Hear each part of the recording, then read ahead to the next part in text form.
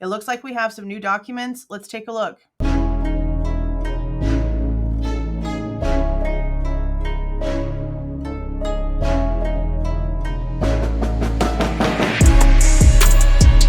Hey guys, this is Jules with True Crime Reactions.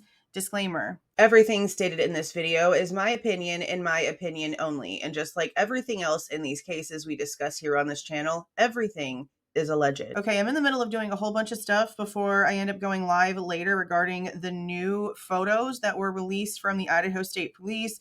There's nothing too special in them, but we're going to go through them live anyway. I wanted to go ahead and do a short video regarding the new documents that were just released. Now, we were waiting on both the state and the defense's responses regarding the second order for the documents in the court system being unsealed. So all of the exhibits, all of the reports, all of the actual evidence from the SOSE experts, we're waiting for all of that to be unsealed so we can finally see what's actually going on here, because it's been wildly underwhelming when it comes to anything that they have claimed so far to actually have on this guy. Now, we've been waiting a while because the last one was actually released to us on 9/10/2025, and they were the orders in order to seal the responses. It was the requests, it was the motions, there was nothing special, literally at all, no details, no nothing, just, oh my God, here we go again, sealing more things, of course. This one is a bit different. It says, motion to seal States Exhibit 1 comes now, the state of Idaho, by and through the Latell County prosecuting attorney, and hereby moves the court for an order sealing States Exhibit 1 attached to the state's response to the second order regarding sealed documents. So again, it's just them sealing more things so that we can't see what's happening. Okay, so this is the state's response directly. Okay, this one's 10 pages. So this will be their specific responses to all of the documents. On 5/30/2025, they had the parties proposed stipulated jury instructions. The state has no objection. I honestly don't really care too much about the jury instructions. I know that a lot of people want to dig into like every little thing, but I'm a really evidence-based person more than I'm like a law person. I understand, both sides are very heavily weighed, but at this point in time, I'm more interested in what the evidence was, what everything was supposed to be pointing at from both sides. I want to see the actual proof, put every card on the table. Then we'll talk about the laws later if we actually have to. But the witness list, those are interesting to me, but not the mitigation witness list. The actual trial witness lists are interesting because of what we know when it comes to the alternate perpetrators.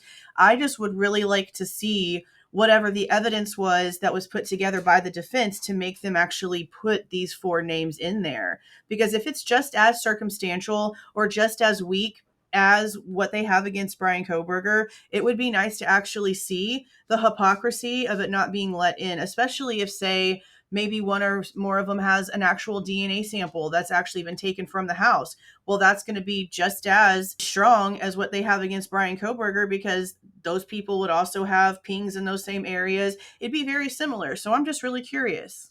The penalty phase stuff, I'm not really all that interested in either. Okay, defendant's evidence in support of alternate perpetrators. Here we go. It's not a no objection. They've got some detail, of course. Okay. The state requests the court redact the names and other information that could be used to identify the proffered alternate perpetrators be redacted pursuant to, and we've gone through those laws before in previous videos because they've used these before. As the court ruled in the September 3rd, 2025 order unsealing and redacting records, this item involves identifying information of the proffered alternate perpetrators by revealing of them which would contravene the privacy concerns of these individuals and likely subject them to undue harassment. I mean, I know that social media would probably do some stupid stuff because there's a lot of really dumb people on the internet that take things way too far on both sides of things. So while I do understand that this was part of the case, and I still feel like maybe if you don't want to give us the names, why don't you give us the weights? Like, go ahead and keep your little name redacted, and if we figure it out, then we figure it out. But if it comes to the strength of evidence being very similar to what we have here, I still want to see it. I'm sorry. I'm human. I'm curious. Okay, no objection to anything regarding jury questionnaires or the supplemental response to discoveries. Court minutes closed session from 521, no objection. Okay. 515 closed session. This item regards the status of an ongoing investigation. Okay, yeah, that's the special investigation that's supposed to still be happening when it comes to the leak. Thompson mentioned it again in the interview that him and Jennings did with Anjanette Levy. I did a reaction video to that one. If you guys missed it, it looks like this. I'll have a link for it down in the description box. But he did mention it, and we know that this was also something that they've been talking about for why they want certain things closed off for the last one too. We're still just waiting. I don't care which side it was. They're going to suck regardless of which side it did, did the thing. But again, Judge Hippler put the weight of this on the state and didn't even have a paper written up for the defense at the time that this, came to light. Let's just go ahead and keep that in mind. Okay. Defendant's offer of proof regarding alternate perpetrators. Again, they just want the same thing as before. They want, identifying information completely taken out of here. No objection to amended exhibit list. Okay. Then they have exhibit S1 to state's motion to reclaim exhibits. I remember hearing about this, that they had exhibits that they used for the grand jury that they had to go through a whole entire process in order to take them out of the courthouse in order to use them again. It was like a whole thing. We did a video about it. But this is what I really want right here. I want the grand jury information. That way we can really truly do a compare and contrast of what Dylan and Bethany first said on that body cam to the police, how everything progressed in their interview reports that we have, and hopefully in the interview videos that we, get through time, hopefully, but also by what they said at the grand jury, because their testimony would be extremely interesting. Parties joint proposed jury instruction regarding tip leading to investigation of the defendant, no objection. This would be the lie that both sides had to get together and tell and narrate. And Brett Payne, who was already not working for the Moscow Police Department at this time, okay, at the time that they agreed to have him be the one, he was no longer a police officer. The family had already known since April that he was going to be working for the University of Idaho and that he was going to be deputized in order to still participate at trial. They chose him to be the one to tell the lie that both sides decided together on that they could sleep with that night. Please don't ever forget that happened, because that happened. For the mitigation witness list, they just want the same, redactions that they've basically been requesting. We've seen them ask for certain minutes of transcript from sealed court sessions be redacted.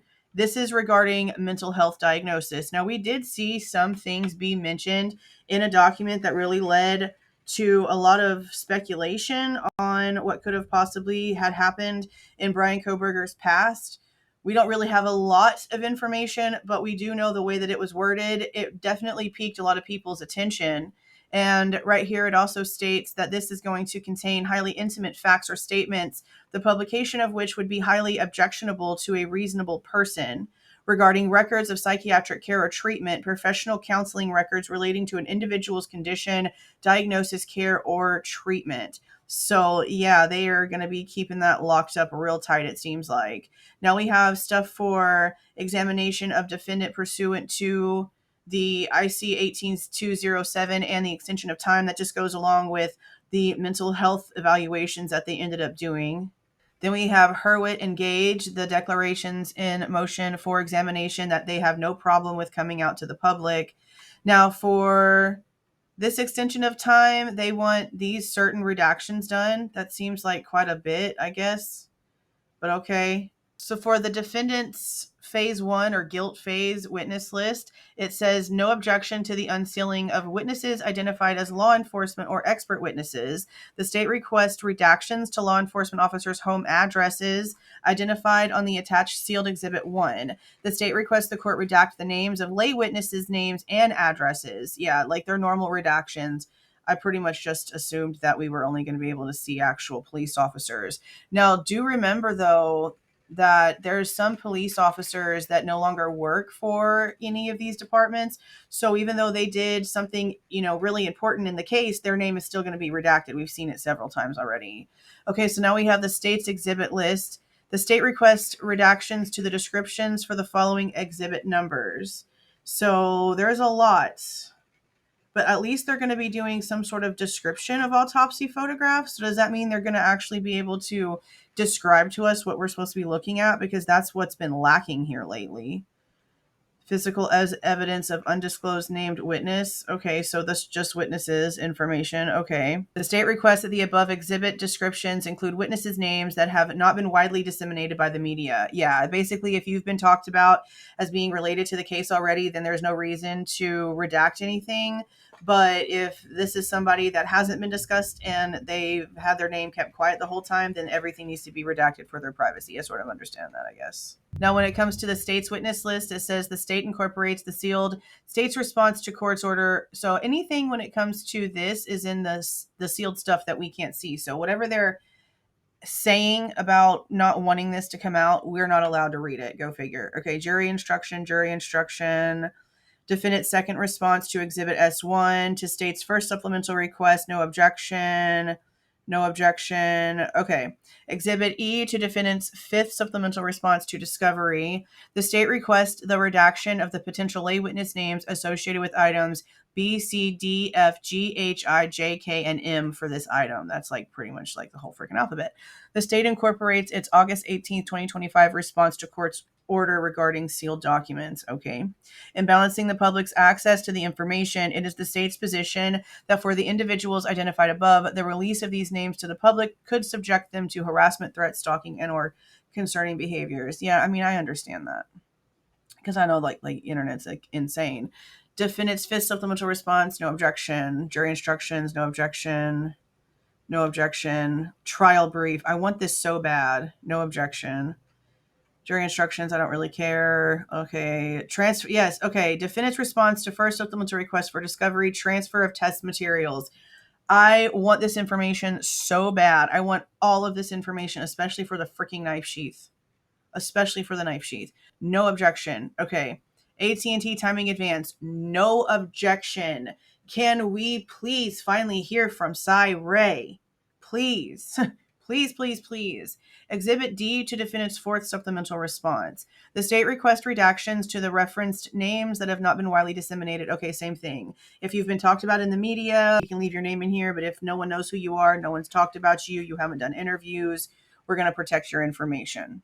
Now, this one for defense expert disclosure, Exhibit D7B, it says the state objects to the unsealing of this item as it is protected pursuant to ICAR 32I391, i.e. contains highly intimate facts or statements, the publication of which would be highly objectionable to a reasonable person, and then talks about psychiatric care.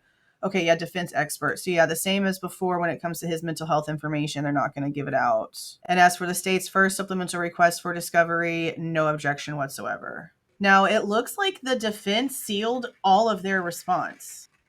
I'm not seeing any of their response whatsoever that's actually public here. Order sealing states Exhibit 1, states request for restitution. Why are we sealing a restitution order whenever we've already seen some of the restitution orders? Okay, so now we have, state's request for restitution and motion to seal exhibit. Why? Okay. Comes now the state of Idaho by and through the Latell County prosecuting attorney and respectfully moves the court for orders of restitution herein against the defendant and in favor of Stephen or Christy Goncalves in the amount of $20,409.32 and in favor of Karen Laramie in the amount of $6,920.32. They both each lost a child. Why are these amounts different? What in the frick-frack is this about? In support of this request, the state refers the court and counsel to the documentation appended here as Exhibit 1. Why are we not allowed to see this? This is kind of weird. What is this? Like, I understand the restitution part. We've seen this already, though. So why is there a separate sealed exhibit for this? Defense counsel has indicated they will meet with defendant this week to discuss a possible stipulation. The state will advise the court if a restitution hearing is needed. And again, to seal it. What in the frick? The last one, let's see what this one is. Order sealing state's exhibit. Yep. So the exhibit regarding this very oddly put out there restitution between Kaylee and Maddie's family is sealed for good, at least for now. Yeah, this is just Judge Hippler actually sealing the exhibit that shows, I guess, the reason for this strange new stipulation for restitution. And now we have the case summary update. And yeah, it just ends with what we've already seen, them sealing whatever that stipulation for restitution is about. Now I'm finishing up this recording at 12:30 p.m. Texas time. I don't know if this is going to change by the time it's uploaded, but as of right now, there are no new unsealed documents. When they unseal the document, it goes into its chronological order slot, and it has the exact same red new box on it that these right here do. So again, as of 12:30 p.m. Texas time, we have some responses, but we do not have the documents yet. Okay, that's it, you guys. Let me know what y'all are thinking down in the comments. If you like the way that I present this information and give my opinion, please don't forget to leave a like on the way out. Subscribe to the channel if you have not subscribed already. And please don't forget to make sure that that notification bell is set to all so you don't miss any of my rants, reviews, reactions, updates, or deep dives. See y'all.